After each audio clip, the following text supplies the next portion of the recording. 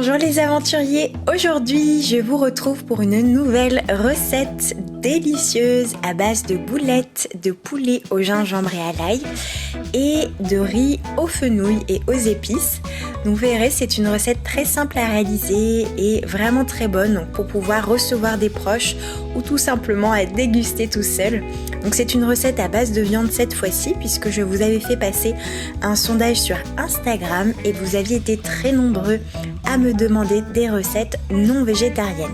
Donc cette recette est tridochique, c'est-à-dire qu'elle convient à toutes les constitutions. Donc pour les vata, le riz ainsi que le fenouil, le poulet, le gingembre et l'ail sont très équilibrants. Pour les kapha, les épices que nous mettrons dans le poulet, comme l'ail et le gingembre, vont permettre de mieux assimiler cette viande, qui est quand même l'une des plus digestes. Et le fenouil ainsi que le riz peut légèrement augmenter le dosha kapha, mais il s'agit quand même de riz basmati, donc c'est un des riz les plus digestes de tous les riz avec le riz rouge.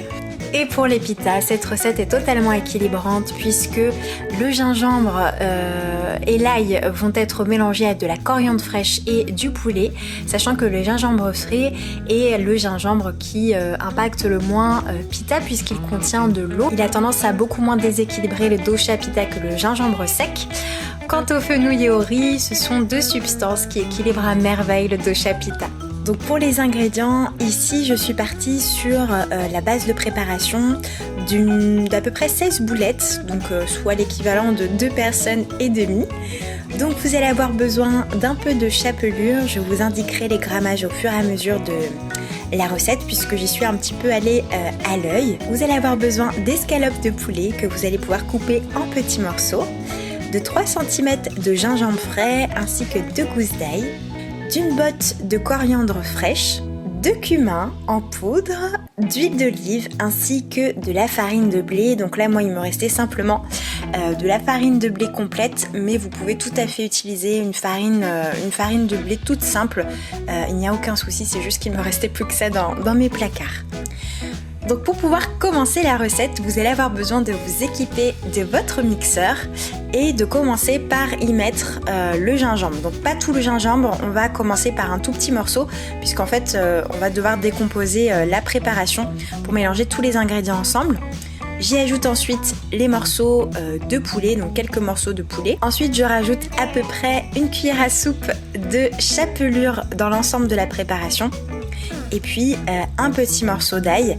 Je mettrai en fait la coriandre à la fin puisque de toute façon on mélangera toute la pâte de la préparation ensemble. On mixe le tout donc jusqu'à ce que l'on puisse obtenir une pâte bien homogène et bien lisse.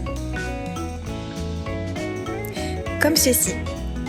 Voilà, tout est bien mélangé et on n'a plus qu'à la transvaser dans notre saladier pour la réserver.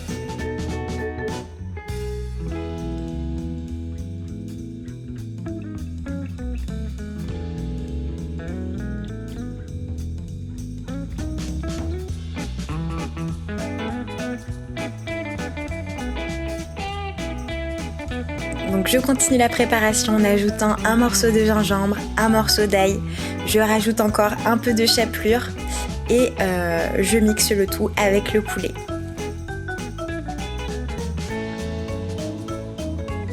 Ensuite je rajoute les feuilles de coriandre préalablement lavées à la toute fin de la préparation puisque de toute façon je vais tout mélanger avec la fourchette, je vous montrerai juste après. Donc il n'y a aucun souci, toutes les saveurs vont bien pouvoir se diffuser dans l'ensemble de la préparation.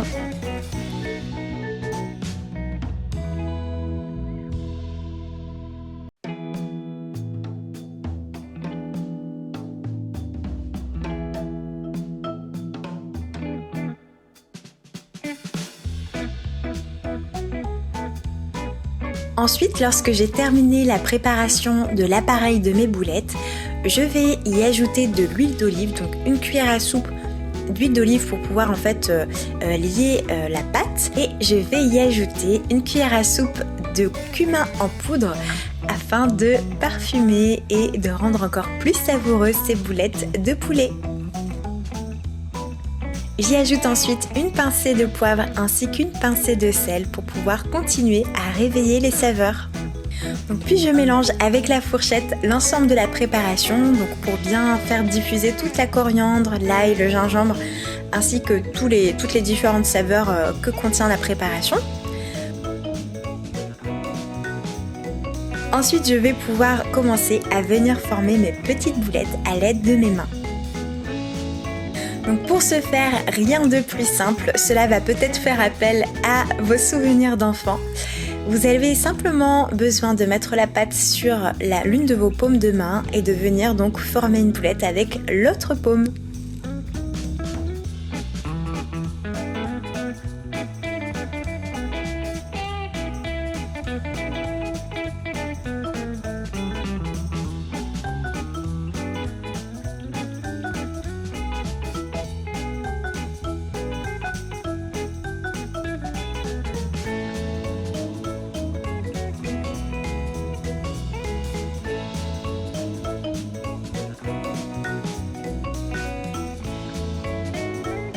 Vous allez pouvoir les réserver et les mettre dans une assiette en attendant. Donc ensuite, nous allons faire revenir nos boulettes pour les rendre croustillantes. Donc dans un fond d'huile d'olive. Donc j'utilise la même huile que tout à l'heure. Je vais venir remplir mon faitout. Fond de mon faitout, j'en dispose bien suffisamment. Donc ensuite, afin de donner du croquant à mes boulettes, je vais venir les rouler dans la farine ainsi que dans la chapelure. Donc pour la farine, il est mieux de faire une fois sur 3 pour que la chapelure puisse bien adhérer à la boulette. Voilà, comme ceci. Donc pour la chapelure, en revanche, vous pouvez tout à fait en mettre sur toutes les faces. Puis je viens donc commencer la cuisson en le mettant dans ma poêle. Je recommence l'opération jusqu'à ce que j'ai terminé toutes mes boulettes. Ensuite, il faudra veiller à bien les tourner pour ne pas qu'elles brûlent et pour que la cuisson soit bien homogène sur toute la surface de la boulette.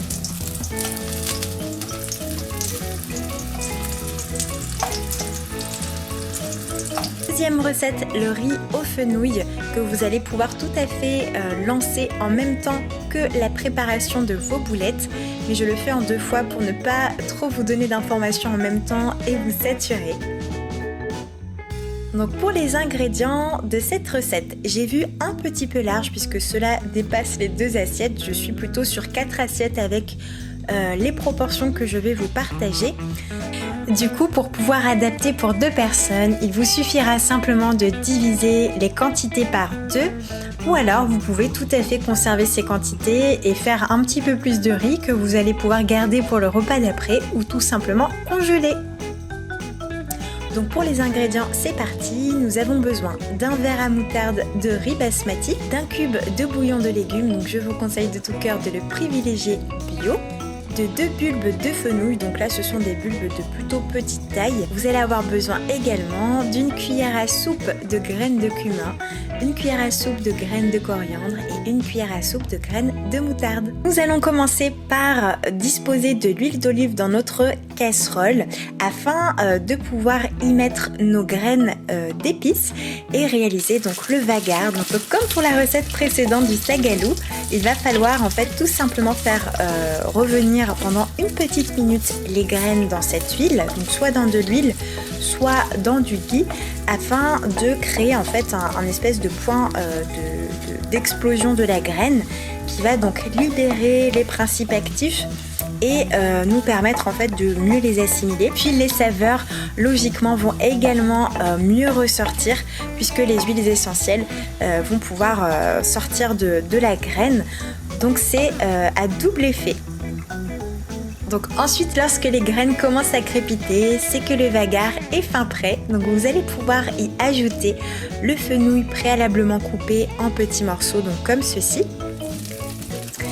Puis vous allez pouvoir mélanger la préparation afin de venir gorger le fenouil des principes actifs des épices, mais également de leur saveur.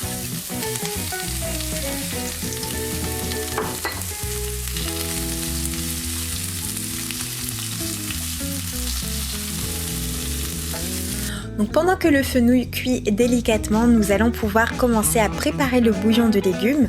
Donc pour ce faire, portez à ébullition l'équivalent de 2 verres à moutarde d'eau et mettez-y le cube de bouillon de légumes.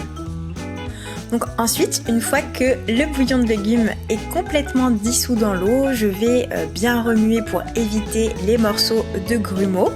Et je vais venir donc ajouter le bouillon de légumes à ma préparation de fenouil afin de créer un bouillon de cuisson et permettre donc au fenouil d'être beaucoup plus tendre et beaucoup plus savoureux.